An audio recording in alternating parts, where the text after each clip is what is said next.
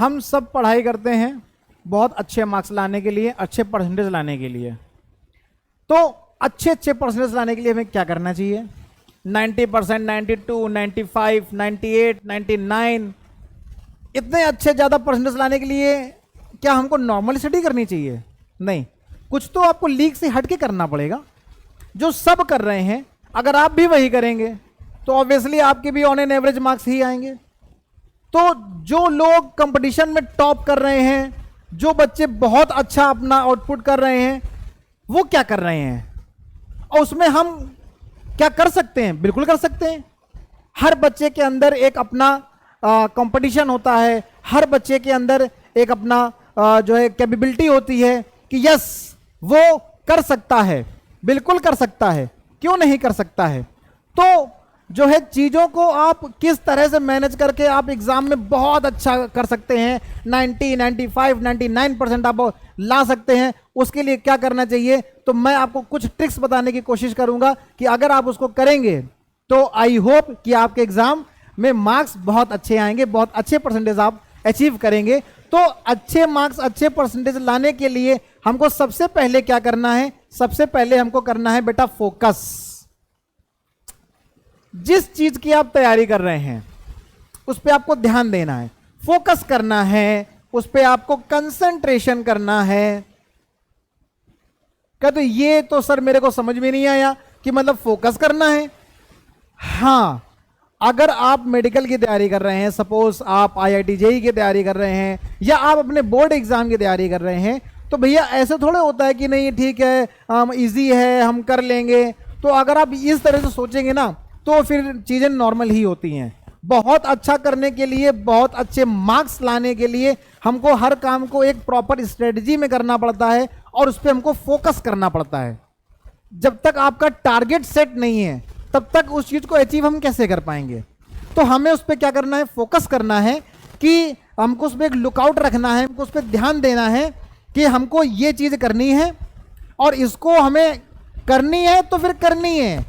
ऐसा नहीं कि नहीं ठीक है यार, हम ये तैयारी कर रहे हैं और हम बोर्ड के एग्जाम दे रहे हैं और मेरे मार्क्स बहुत अच्छे आ गए तो ठीक है, और नहीं भी अच्छे आए तो कोई बात नहीं, हमने 4 दिन जो है 8 घंटे की पढ़ाई करी है और हम 1-2 दिन नहीं पढ़ेंगे तो क्या होगा? This is a means of focus. जब आपका फोकस सेट है ना कि नहीं यार मुझको 95% लाने हैं, तो वो टारगेट सेट है। और एक दिन में तो भैया कोई पढ़ के 90% नहीं लाता ना कि हमने 1 नाइट की पढ़ाई कर ली, हमने 2 दिन, हमने एग्जाम के 4 दिन पहले पढ़ना चालू कर दिया और मेरे मार्क्स बहुत अच्छे आ गए। नहीं, हमको कंटिन्यूअसली स्टडी करनी होती है और उस पर हमको फोकस रखना होता है कि हमको क्या करना है। अगर हमको मेडिकल की तैयारी करनी है तो फिर हमको करनी है, हमेशा उस पर फोकस रहना है, डाइवर्ट नहीं होना है कि नहीं यार ठीक है यार बहुत अच्छे मार्क्स आ गए तो ठीक है और नहीं भी अच्छे आए तो क्या है, आई कैन मैनेज। ना, मैनेज नहीं करना है, चीज़ों पे फोकस करिए और उसके हिसाब से फिर आप अपनी पढ़ाई को, अपनी स्ट्रेटजी को आगे बढ़ाइए। तो सेकेंड एंड इंपॉर्टेंट थिंग क्या है कि ये सब तो ठीक है कि फोकस करना है, लेकिन सिर्फ फोकस करने से काम थोड़े चलेगा। क्या करना पड़ेगा? आपको टाइम टेबल बनाना पड़ेगा, जिसको हम कहते हैं मैनेजमेंट। चीजों को मैनेज करना पड़ेगा, आपको टाइम टेबल सेट करना पड़ेगा कि आपकी कोचिंग की स्टडी आवर्स कितना है, कोचिंग आप जा रहे हो वहां पे आप कितनी देर पढ़ रहे हो, तो वो तो टाइम आपको जाना ही जाना है, वो तो टाइम किल हो गया ना, क्योंकि कोचिंग आपको डेली जाना है, ठीक है। आने जाने का भी जो टाइम लगना है वो तो जाना ही जाना है ना, उसको तो आप सेव नहीं कर सकते, वो भी इंपॉर्टेंट है। अगर आप स्कूलिंग कर रहे हैं, स्कूल जा रहे हैं, तो वो भी आपको जाना ही है। तो apart from this school coaching, इसके अलावा अब जो आपको टाइम बच रहा है ना, उस टाइम को मैनेज करना है। That is a means of time table. Time table का मतलब ये नहीं है कि नहीं ठीक है हमें सुबह उठे और फिर हमको स्कूल चले गए, फिर हम 2 बजे आए, फिर हम 4 बजे कोचिंग चले गए, फिर हम 8 बजे आए, यार मेरे पास तो टाइम ही नहीं है, मैं मैनेज क्या करूंगा। अब इसके बाद जो टाइम बच रहा है, स्कूल कोचिंग और खाना पीना इन सब के बाद जो टाइम बच रहा है, हमको ये देखना कितना बच रहा है। अगर 2 घंटे बच रहे हैं तो क्यों, इसका मतलब 24 घंटे में से आपका टाइम कहां जा रहा भाई। This is a means of time table, this is a means of management कि भैया अगर टाइम कम बच रहा है, अगर हमको अपनी सेल्फ स्टडी के लिए 6 से 8 घंटे नहीं मिल रहे हैं, तो फिर टाइम जा कहां रहा है।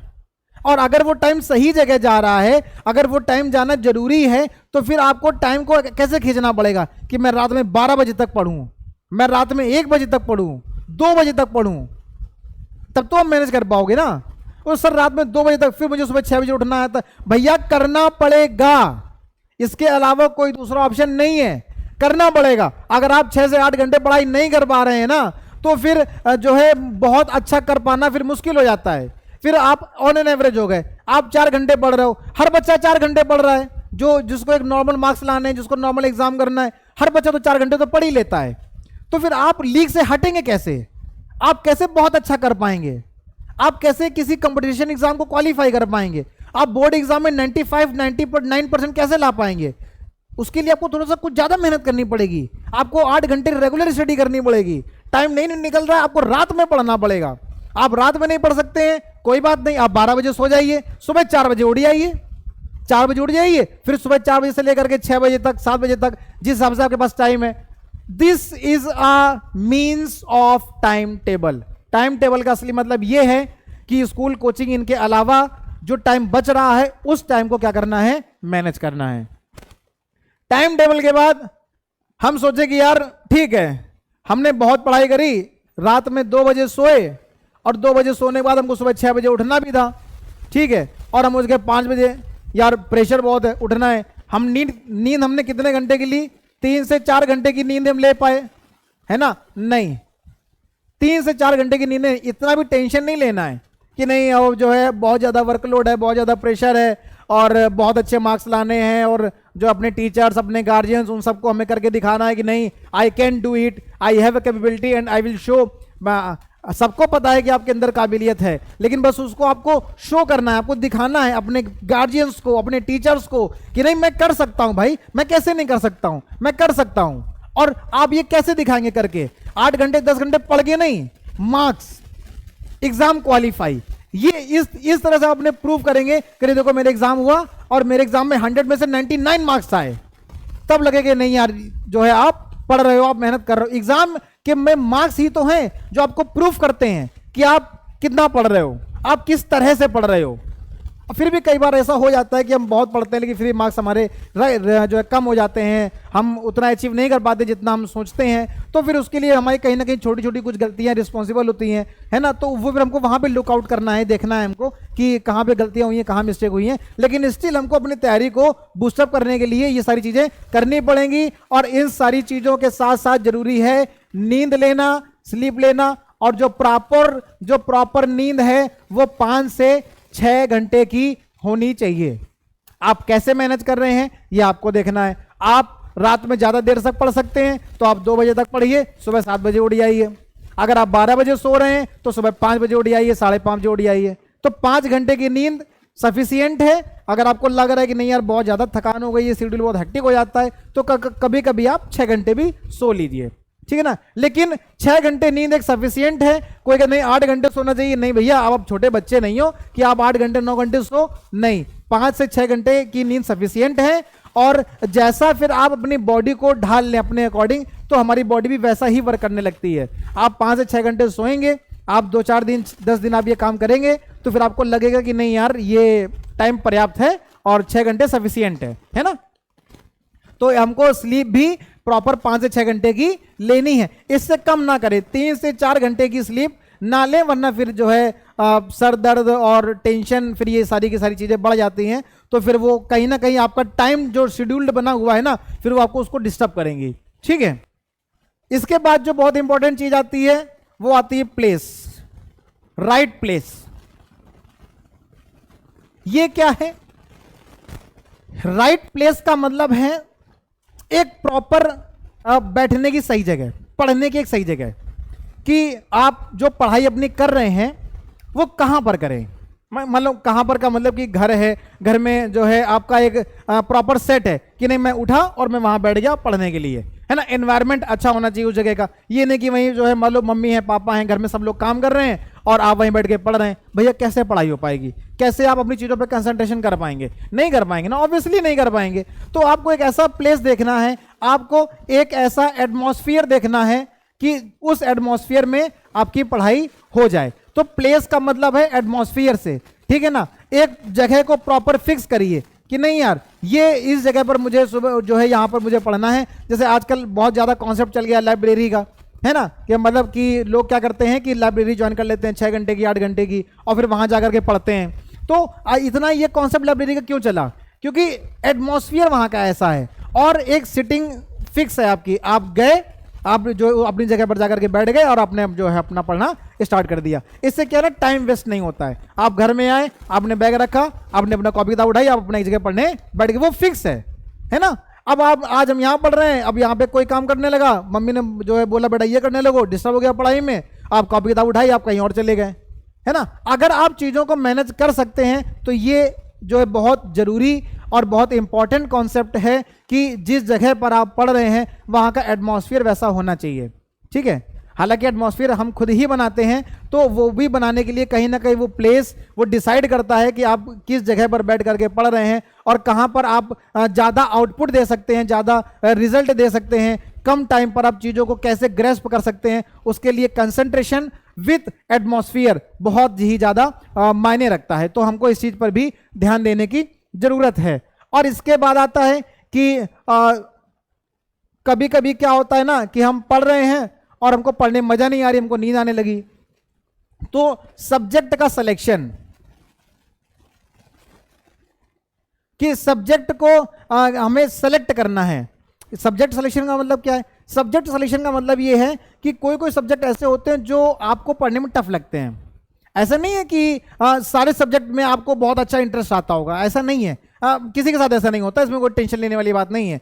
ऐसा होता है कि मतलब जो मैथ्स और फिजिक्स आपको अच्छी लगती हो, केमिस्ट्री बायो आपको उतना पढ़ने में नहीं मजा आता हो, या आपको बायो अच्छी लग रही है, आपको जो फिजिक्स अच्छी लग रही है, आपको केमिस्ट्री पढ़ने में उतना मजा नहीं आ रहा है, या आपको केमिस्ट्री बहुत अच्छी लग रही है, बायो पढ़ने में मजा नहीं आ रहा है। तो ऐसा होता है, इसमें कोई टेंशन लेने वाली बात नहीं है। हम हर सब्जेक्ट में बहुत अच्छा करते हैं, करने की कोशिश करते हैं, लेकिन कुछ सब्जेक्ट हमारे ऐसे होते हैं जो लविंग होते हैं, तो हमको वही करना है, सब्जेक्ट सिलेक्शन करना है कि हमें किस सब्जेक्ट को पहले पढ़ना है। ऑब्वियसली जो आपका इंटरेस्टिंग सब्जेक्ट है उसको आप पहले पढ़िए, उसको टाइम दीजिए, और वो टाइम जब आपका जो बहुत पीक टाइम है वो टाइम आप अपने उस सब्जेक्ट को दीजिए जो आपको सब्जेक्ट को में थोड़ा सा इंटरेस्ट कम हो। क्यों? क्योंकि आपका इंटरेस्ट ऑलरेडी उसमें इतना कम है, तो अब आप क्या करेंगे, उसको कुछ ज़्यादा हार्डवर्क करने की ज़रूरत है ना। तो जिस सब्जेक्ट पे हमको लव है और हम उसको हमें अच्छा लगता है पढ़ने में, हमको इंटरेस्ट आता है, आप उस पर कम मेहनत करके भी ज़्यादा आउटपुट दे सकते हैं। लेकिन जो सब्जेक्ट आपका वीक है या जिसमें आपको पढ़ने में इंटरेस्ट नहीं आता है, उसमें भी आपको मार्क्स अच्छे लाने हैं, तो उसमें भी आपको मेहनत, तो उसमें आपको ज़्यादा मेहनत करनी पड़ेगी, ठीक है ना। तो इस तरह से हमको सब्जेक्ट सिलेक्शन हम करते हैं कि हमको कहाँ पर किस सब्जेक्ट में कितना टाइम देना है, ये बहुत इंपॉर्टेंट चीज़ है। और यही वो चीज़ है जो आपको बहुत आगे ले जाती है। कैसे कि देखो, आपको केमिस्ट्री पढ़ने में बहुत आपका इंटरेस्ट है, आप दिन भर केमिस्ट्री पढ़ रहे हैं, आपने फिजिक्स और बायो या फिजिक्स और मैथ आपने ध्यान ही नहीं दिया। क्यों? क्योंकि उसमें इतना इंटरेस्ट कम था, केमिस्ट्री में इंटरेस्ट ज़्यादा था, उसमें मार्क्स आ गए 100 में 100 और बाकी सब्जेक्ट में मार्क्स रह गए। तो ये तो फिर अचीवमेंट नहीं हो पाई ना, फिर हम कहीं ना कहीं फेल हो गए। तो हमको हर सब्जेक्ट को टाइम देना है, हमें अच्छा लगे या ना लगे। हाँ, जो हमको अच्छा लगता है उसको कम टाइम दे करके ज़्यादा उसमें हम ग्रेस्प कर सकते हैं, और जो हमको थोड़ा सा इंटरेस्ट जिसमें कम आ रहा है उस पर ज़्यादा टाइम दे करके और हमको आउटपुट निकालने की कोशिश करनी है। तो ये कुछ चीज़ें हैं जो ज़रूरी हैं।